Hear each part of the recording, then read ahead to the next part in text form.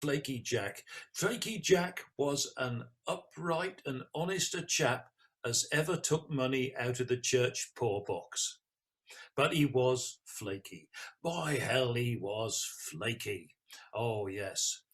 I mean, he never bought a round of drinks in his life. He wouldn't even buy a packet of sweets for the kids. He always looked scruffy as hell because he never spent any money on clothes. His clothes are all held together with safety pins and hairy string and things like that, you know, because he spent all his money down the kiddlywink, or dare I say it, I was going to say houses of ill repute, but these houses didn't even have ill repute. They were of no repute whatsoever. They were so awful. Well, you can imagine that a man like that, leading such a dissolute life, he was doomed, wasn't he? In every story you've ever been told, you know that he is doomed. And so it was one day when Flaky Jack was making his zigzag way home from the kiddlywink. That was his normal method of locomotion, of course. Suddenly he noticed in one of the zigzags that there was somebody following him. And all the little hairs on the back of his neck went up on end because he realised that person was wearing the dark suit and the characteristic stovepipe hat of Old Nick, Old Scratch, the devil himself. And Old Nick, Old Scratch went up to Flaky Jack and said, "Right then, boy, it's time for you to come with me." And Flaky Jack said, "Well, do I have any option?" And the devil said, "No, you don't. You're going to come with me."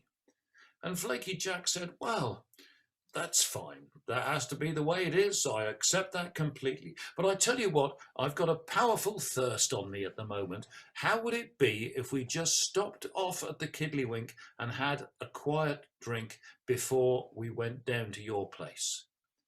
And the devil said, "Oh, all right then, fine." And so they went to the kiddlywink. And there Jack started to drink. In fact, he drank as if his life depended on it, which it did. And he drank, and he drank, and he drank. He drank until he was full up to the gills. He couldn't consume another drop. He put his glass down. He looked a bit grim and said, "Well, I suppose we'd best be going now." And at that moment they heard another voice. It was the landlord who said, "Nobody leaves here until you've paid." And Flaky Jack turned to the devil and said, "Well, I haven't got a penny. What have you got?" And the devil said, "Well, I haven't even got a pocket. What's to do?" And the landlord said, "Well, no one's leaving here until you've sorted this out." Then Flaky Jack said, "I'll tell you what, seeing as how you're the devil and can do all these magic things, why don't you turn yourself into a silver shilling? And then I can pay you to the landlord, and when he's been paid, then, well, you can change yourself back again and you can escort me back down to the fires of hell." "That sounds a good idea," said the devil, and so he turned himself into a silver shilling. Flaky Jack picked up the silver shilling and dropped it into his pocket, and then from his other pocket he took out a pewter shilling, highly polished of course, which by sleight of hand he gave to the landlord. And smiling, Flaky Jack walked out of the kiddly. At that point he heard a cry, "Get me out of here! Let me out! This is agony! Help! Help!" And he felt something in his pocket bouncing up and down. and he realised that he'd left in his pocket a small crucifix he'd stolen from the church only the week before. "Get me out of here! This is agony! This crucifix, it's crucifying me! That's what it's supposed to do! Get me out of here!" "I'll get you out of here," says Flaky Jack, "if you can only give me something in return. Anything, what do you want?" "Another 10 years, said Flaky Jack. "All right, you've got it, I promise, another 10 years. And so Flaky Jack took the silver shilling out of his pocket. Instantly it turned back into the devil, who gave Jack a dark look and then vanished. And what can I tell you? Flaky Jack continued just the way that he always had been, drinking and going to houses of no repute and all those sorts of things.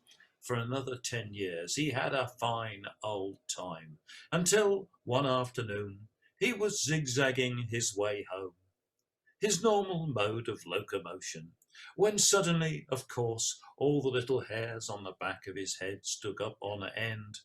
He looked behind him, and there was a familiar figure. It was the little man in the dark suit and the stovepipe hat, Old Nick, Old Scratch, the devil himself. "Now then," said the devil, "no tricks this time. We're not going near any kiddly. You're going to come straight back with me." "Of course," said Jack. "That's exactly what I'll do. I feel really quite guilty about the way I treated you before. But I tell you what, I'm awful hungry. Look, would you mind? That old Farmer Giles's orchard is just there. I wouldn't mind having a little bite of an apple before I go." "Well, I can't see anything the matter with that," said the devil. And then Flaky Jack said, "Well, look, I'm another 10 years older now. I'm not very good at climbing trees. Would you mind shinning up the tree for me?" And Flaky Jack reached in his pocket to take out that crucifix and hang it on one of the twigs at the base of the tree. And then he remembered that he'd pawned the crucifix only the week before in order to get more money for booze. For a moment, his lower lip trembled, but then he reached further into his pocket, and there was his trusty penknife. He'd stolen that a fortnight before, and he took the penknife out, and while the devil was up the apple tree, he quickly carved a cross at the base of the tree. "What do you do that for?" said the devil. "I can't get down now. I'm stuck up here." "Well, now there's a fine state of affairs," says Flaky Jack. "You let me down." "Oh, I don't know about that." "You let me down. You can have anything you want." "Another 10 years, said Flaky Jack, "and then I'll carve that cross out of the tree." Yes, you can have it, another 10 years. And so Flaky Jack carved the cross out of the tree. The devil came down. He gave Flaky Jack a very black look, and then he vanished. Well, you can imagine, Flaky Jack now lived it up as he had never lived before. He drank more beer, he engaged in more dubious dealings than ever he had done before. It was terrific. But after 10 years, to his great surprise, he suddenly woke up one morning and found himself dead. He was dead of a mixture of alcohol poisoning, of unpaid bills, and destitution, that sort of a thing. And furthermore, by now his hairy string had just about rotted away. He was in a poor state, the chap. And so he thought, well, I'd better try my luck. So he went upstairs. He climbed up the stairs, and there was St. Peter. And St. Peter produced a list of sins that was so long it would make the holy scriptures sound like, well, they were nothing. This scroll went on forever and ever and ever. "You best go downstairs," said St. Peter. And so Flaky Jack went downstairs. He went downstairs and downstairs and downstairs some more until he got to the place where Old Nick lives, and he knocked on the door. The door opened, and there was a familiar figure with the dark suit and the stovepipe hat. "Not you again," he says. "You're not coming in here." "Well, they won't let me in upstairs." "You're not coming in here for hell or high water." And I tell you what, it's not going to be high water for a long time down here. Oh no, says Flaky Jack. Well, what shall I do? Go back where you came from. But it's dark, said Flaky Jack. That's all right. And the devil reached out and picked up one of the coals of the fires of hell and put it into Flaky Jack's hand. Oh, it's hot, he said. He reached round, and growing in the field next door, there was a turnip. So he picked up the turnip with his trusty penknife. He scooped out the middle and put the coal in the middle of the turnip, making a little turnip lamp. And holding it before him, he clambered up onto this earth. And he walks this earth to this very day with his little turnip lamp. And some people call it jack-o'-lantern, and some people call it will-o'-the-wisp. But if you see that creeping around on the edge of the woods or down by the river, I advise you to stay well clear. If he's deceived the devil twice, what chance have I or you getting away with anything? All the best.